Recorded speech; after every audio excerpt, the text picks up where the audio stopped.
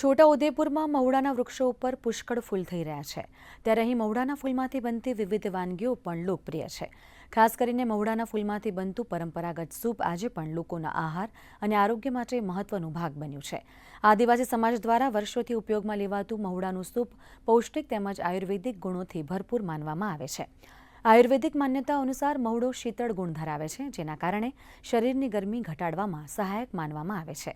સાથે સાથે પાચન ક્રિયા સુધારવામાં, સારી ઊંઘ આવવામાં અને હળવી ખાંસી તેમજ ગળાની તકલીફમાં પણ રાહત આપે છે।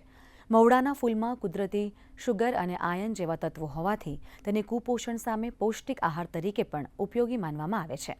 અનેક વિસ્તારોમાં આ સૂપને ઔષધીય પીણું તરીકે પણ પીવામાં આવે છે। મહુડાનો જે સૂપ છે એ શરીરને તાકાત અને પૌષ્ટિકતા પૂરું પાડે છે અને ઠંડક આપે છે શરીરને।